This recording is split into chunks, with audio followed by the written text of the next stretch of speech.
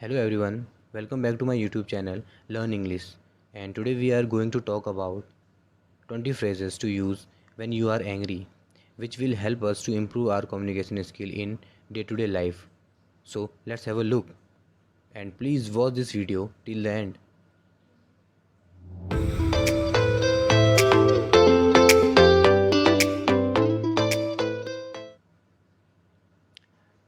So guys, आज का पहला फ्रेज़ है भाड़ में जाओ। यदि आप किसी को गुस्से में बोलते हैं भाड़ में जाओ, तो आप उसे ऐसे बोलेंगे go to hell, go to hell. Next, हमने मामला सुलझा लिया है। यदि आप किसी को बोलते हैं हमने मामला सुलझा लिया है, तो उसे आप बोलेंगे we have settle the matter, we have settled the matter. Next, आप अपना आपा क्यों खो रहे हो, इसे आप बोलेंगे why are you losing your temper, why are you losing your temper. Next, तुम बात को क्यों बढ़ा रहे हो। यदि आपकी किसी व्यक्ति के साथ बहस चल रही है और वो व्यक्ति बहस को ख़त्म करने के बजाय और बढ़ा रहा है, तो उसे आप इंग्लिश में ऐसे बोलेंगे why are you stretching the matter, why are you stretching the matter. Next, ज़्यादा आवेश में आने की ज़रूरत नहीं है, इसे आप इंग्लिश में बोलेंगे no need to get excited, no need to get excited.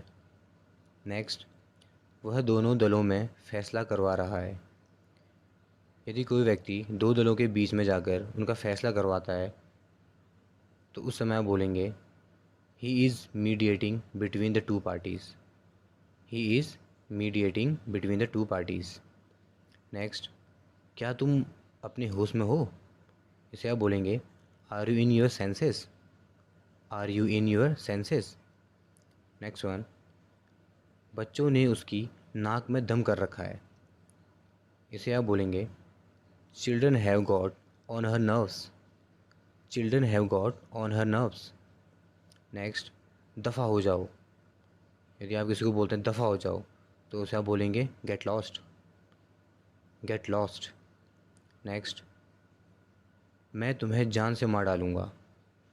अगर आप किसी को गुस्से में बोलते हैं मैं तुम्हें जान से मार डालूँगा, तो उसे आप बोलेंगे I will kill you, I will kill you.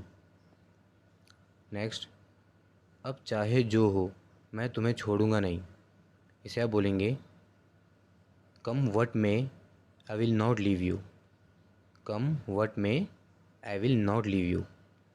Next, अब दोस्ती कर लो, now be friends again, now be friends again. Next, तुम्हारी मुझे गाली देने की हिम्मत कैसे हुई, आप इसे ऐसे बोल सकते हैं how dare you abuse me, how dare you abuse me. Next one, तुम्हें शर्म आनी चाहिए। यदि आप किसी को बोलते हैं तुम्हें शर्म आनी चाहिए, तो उसे आप बोलेंगे shame on you, shame on you. Next one, लानत है हम पर। यदि आप बोलते हैं लानत है हम पे, तो उसे आप बोल सकते हैं शेम ऑन अस, और we should feel ashamed of ourselves, shame on us और we should feel ashamed of ourselves. Next, उसे चुल्लू भर पानी में डूब मरना चाहिए। इस सेंटेंस को आपने बहुत बार सुना होगा, और इसको आप इंग्लिश में बोलेंगे we should feel ashamed of himself, he should feel ashamed of himself. Next, यह सब किंजल की करतूत है, it's all Kinjal's doing, it's all Kinjal's doing. Next, बकवास क्यों कर रहे हो। आप बोलते हो ना किसी को बकवास क्यों कर रहे हो, तो उसे आप बोलोगे why are you talking nonsense, why are you talking nonsense. Next, वह बहुत धूर्त है, इसे आप बोलेंगे ही इज़ अ मीन और कनिंग फेलो, दोनों में से आप कोई भी बोल सकते हैं।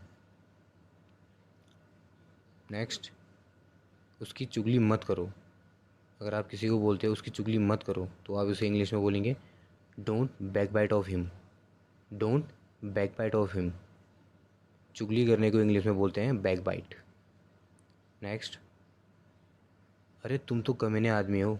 यदि आप किसी को बोलते हो गुस्से में अरे तुम तो कमीने आदमी हो, तो उसे आप बोलेंगे hey you are a cunning person. Hey you are a cunning person.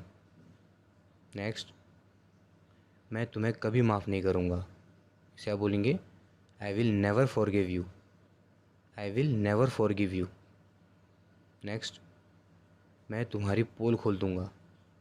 जैसे हम लोग बोलते हैं ना, मैं तुम्हारी पोल खोल दूँगा, तो उसे आप इंग्लिश में बोलेंगे आई विल एक्सपोज यू।